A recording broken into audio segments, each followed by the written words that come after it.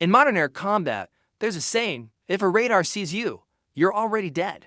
For decades, the entire game has been about avoiding detection, leading to the rise of stealth technology, angular designs, special coatings, all to make a fighter jet disappear from enemy screens. But what if there was another way? What if a jet could defeat radar not just by being invisible, but by being fast to catch? This isn't science fiction. It's a game-changing capability called Super Cruise, and it's rewriting the rules of air dominance. So, what exactly is Super Cruise? In simple terms, it has the ability of a jet to fly faster than the speed of sound, that's over 767 miles per hour, without using its afterburners. Now, you might be thinking, don't most fighter jets already do that? And the answer is yes, but only in short, desperate bursts. To break the sound barrier, most fighters have to engage their afterburners. This is like hitting a turbo button.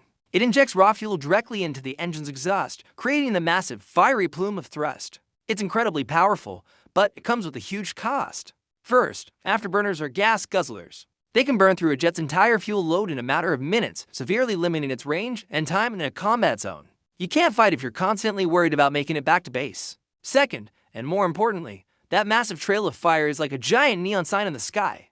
To an enemy's infrared sensors, an afterburner lights up a jet like a Christmas tree. It also creates a huge radar signature. In the world of stealth, using an afterburner is like a spy shouting their name in a crowded room. You instantly give away your position, your speed, and your direction. You become the easiest target in the sky.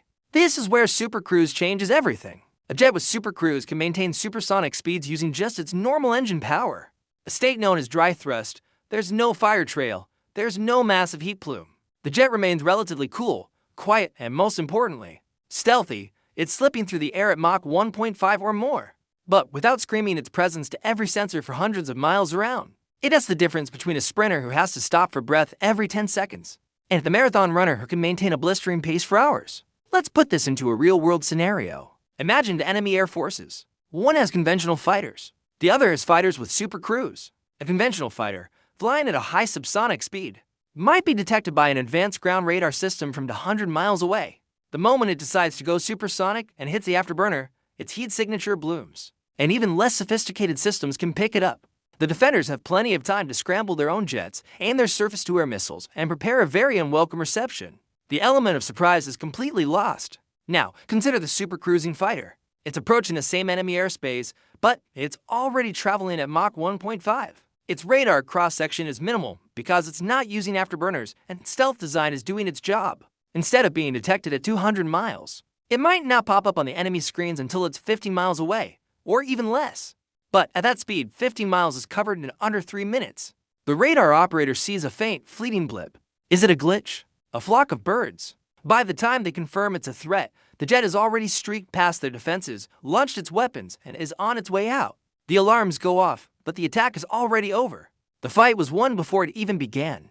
This ability to control time and distance is what military strategists call compressing the kill chain. Every step of an engagement detection, identification, targeting, and firing takes time. Super Cruise shortens the time the enemy has for each of those steps, forcing them into a state of constant reaction. The super cruising pilot, on the other hand, has all the time in the world. They dictate the terms of the fight. This speed isn't just about running away, it's a profoundly offensive weapon. It gives the pilot the ultimate first shot advantage. In a beyond visual range engagement, the fighter that can launch its missile with the highest energy, meaning the highest speed and altitude, has the best chance of a kill. A supercruising jet gives its missiles a massive head start. Imagine throwing a baseball from a moving car. The ball starts with the car's speed. It's the same principle. A missile launched from a jet at Mach 1.6 has far more energy and range than one launched at Mach 0.9. This means a supercruise pilot can fire from further away, long before the enemy is even in a position to shoot back. After firing, they can simply turn and accelerate away, leaving the enemy's slower missiles struggling to catch up in thinning air. The missile's no-escape zone, the area where a target can't outrun it, becomes gigantic for the attacker and vanishingly small for the defender. When you combine this incredible speed with other modern technologies, you get a truly terrifying aerial predator. Take a jet like the American F-2 Raptor, the undisputed king of super cruise. It doesn't just have powerful engines. It was designed from the ground up with a stealth airframe that makes it nearly invisible to radar. It's coated in special radar-absorbent materials that soak up enemy signals instead of reflecting them. When you put it all together, the stealth shaping, the absorbent skin. So, who belongs to this exclusive club?